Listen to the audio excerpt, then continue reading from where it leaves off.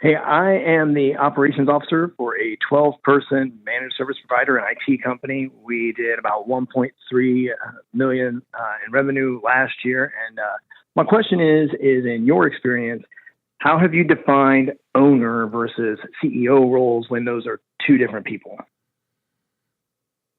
Well, in our case, they were one person, but we still kept them very separate. So I did 99% of the operational decisions around here as the CEO, meaning that me and the leadership team would have a problem or an opportunity in the middle of the table. We would wrestle, fight, fuss, argue, whatever we do. That's how we process stuff around here until we wrestle to the ground the issue. And as a group of leaders that trust each other, and we would grow a consensus on how we were going to deal with that thing in the middle of the table. And once we wrestle it enough, the rest of us, some of us are on one side of the table, some of us on the other, and I led the group discussion without manipulation to get to the best answer, not to what I wanted.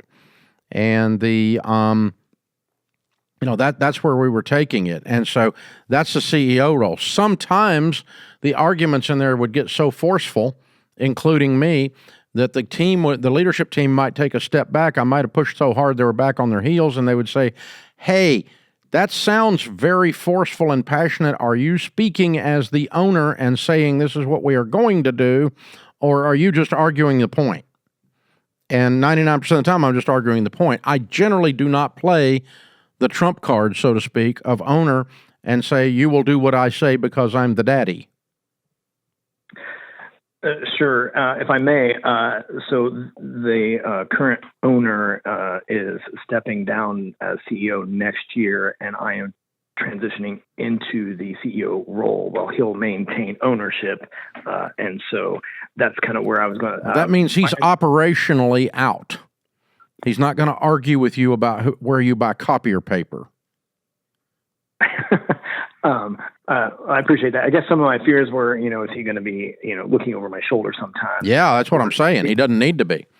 The only thing he needs to be involved in is something so big that it's tilting the whole room, and you want his advice as the owner. What is your direction to me on this super large thing? But the hiring and firing of somebody working there, he doesn't need to be involved in anymore. The product decisions, he doesn't need to be involved in anymore. He's no longer working there. That's pretty much what has been communicated. I just wondered if in your experience, or however much you've done this, if you've documented that or contracted that. Hey, this is the lane I'll stay in, and this is the lane I want you to move forward in, or something like that. Yeah, I think you say you lean into him with honor and say, "You have built this. It's a legitimate $1.3 million business with 12 team members. You're stepping back. You want me to run it on a day-to-day basis. I need your input on the big things, but you're going to hamper me being able to run it if you get involved in all the little things. So let's make a clear written agreement. It doesn't have to be a contract, but lots of communication of what the lanes are. This is out of bounds. This is not out of bounds. And I want to honor what you think is in bounds or out of bounds. But if you step back, but you don't step back, then you're not stepping back." I appreciate that. Yeah. And that's the thing. So, my son is the president of Ramsey. I'm the CEO. But today he runs about 80% of Ramsey. And that means I don't. I would say we don't sound all that different today, except that, he's not my dad. I know, but I'm just saying, other than that, that's the only difference is the family connection, but which makes it even more difficult than what you have. So what I'm asking for, if I'm you, how can I think I can best honor you and serve this place well if I have very clear lanes that I can run in. And I don't want to take on more than you want me to take on. You tell me where out of bounds is, and I want to honor you by respecting that out of bounds marker. And if I get up next to that out of bounds marker, I'm going to pick up the phone and call and say, "Hey, as the owner, how do you want your CEO to do this? So I have two questions, if I may. So Sure. how soon do we do that? Or how late in the game do we do that? And then, I think he's planning on retaining his office here in the building. For what? I don't know.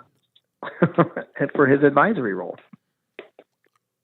Okay, then we need to know what the percentages are and where the lanes are. Because the children, if you've ever had kids, or your brothers and sisters may have pulled this off, where if mama says no, you run to daddy. Absolutely. Yeah, you're going to have that if you're not real careful here. So the team needs to know where the lines are. Right. Yeah. Right. I will keep an office in here when I am no longer the CEO, but only because, not as an owner, but as a Ramsey personality, because I'll still be doing all these shows, because I intend to do those until I don't make sense, which some say has already happened. But anyway, we're going to continue to do that. So, yeah, I think you're going to have just some clear lines for the team to know. Otherwise, they're going to run to daddy and run to mommy and try to play one of you against the other one. And it's a small team. If they don't have real clear things, you guys are just going to have to pretend like he's not here anymore. He still has an office here, but he's really only here for me. The rest of you got no access to him or whatever, but if he wants them to still run in there and tell him stuff on the side, you're not really in a CEO role. You're more of a vice president at that point. And let's just call things what they is. If you're going to stick around and still be running the place, then you're sticking around, still be running the place. I mean, we can give it a name, but if it walks and talks like a duck, it's probably a duck. So, that's what you've got to get into and figure out. But I think you guys need, the two of you need to spend more time together as to exactly what these boundaries are. And if you'll approach it, I want to honor you. I don't have any desire here to take over. I'm not trying to throw my weight around. I don't have any weight. I'm just trying to say, how can I serve you and how can I honor you? And until I know exactly what my lane is, exactly where the boundaries are, what you don't want me to do, what you are okay with me doing and you're not going to bother me about, then I can run real efficiently and run this place for you as the owner, how you want it run. And but we need to spend some time on that. Y'all need to do an offsite and just sitting with yellow pads and whiteboards and just fill them up. And then gel them down and then talk about it some more and then gel them down. And then the first 2 or 3 months you're doing it, you need to test against that document. Say, are we sticking to this document? Again, it's not a contract. It's just a term sheet in terms of we are communicating what we've agreed about so that I can continue to do what you want me to do. No harder, no easier than that all the way around. And yeah, very clear lanes, very clear roles. All of you out there, guys, you got to have clear lanes. You got to have clear roles. And then we know if we're interfering and that we have to know why we're interfering. Oh, wait a minute. Somebody's being incompetent. Somebody stepped outside of bounds. Oh, okay. But you don't, unless you have an out of bounds marker, you don't know that.